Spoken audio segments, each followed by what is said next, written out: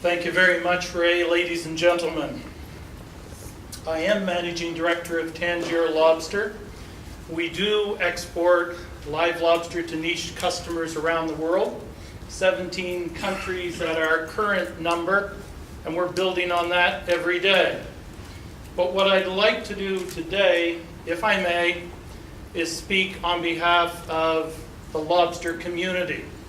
Many of you will be aware that we have 10,000 harvesters in Atlantic Canada and Quebec, men and women who fish lobster commercially on a seasonal basis.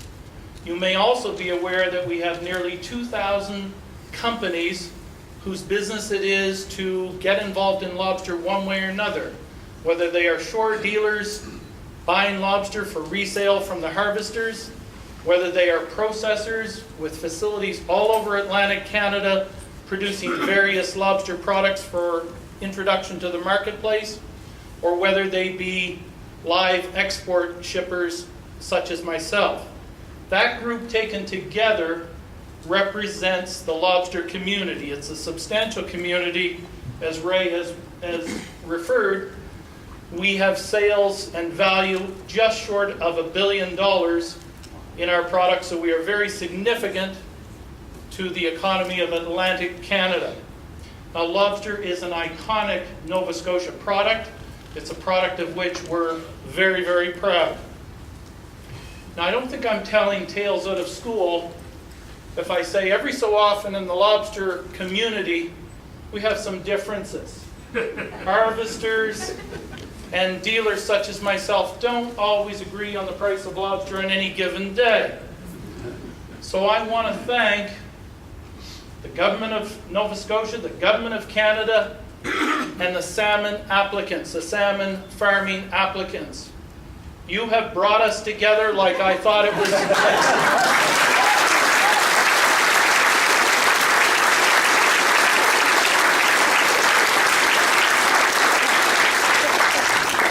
Eastern shore of Nova Scotia, when these applications became public knowledge, we brought a group together of 2 harvester associations covering all the harvesters on the Eastern Shore and 9 companies covering all the economic activity in lobster on the Eastern Shore. Never in the history of the commercial fisheries had those 2 groups spoken on the same page. We now do. It was so easy. We're going to tackle some other challenges.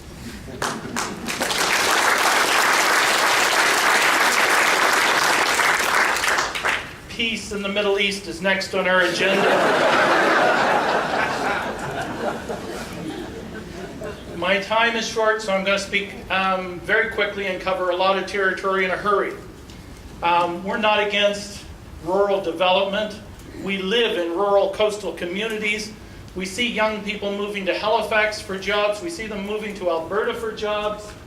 We know the challenges that are out there, and we're not against development, and we surely are not against aquaculture.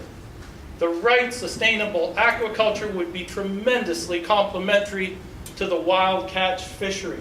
So let's have that on the record that we're in favor of the right type of sustainable aquaculture. What we're against, and we make no bones about it, is open pen fish farming. Now, when you hear the proponents of open pen fish farming, it sounds terrific.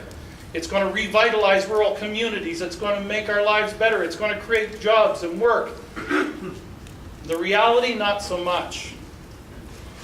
It's a volume-driven industry. In order to have a viable fish farming operation, you need to do tremendous volume of salmon through the salmon pens. When you have that large volume of salmon in close quarters, it's inevitable that those salmon are going to contract lice. And when salmon contract lice, it must be dealt with. And historically, the way in which lice are dealt with in fish farms is the use of pesticides.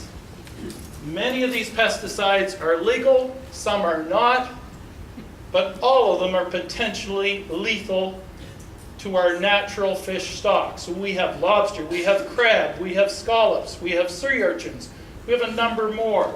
All of these are at risk. Lobster larvae, subject to the legal or illegal use of pesticides, are very, very vulnerable. So that's what we're against.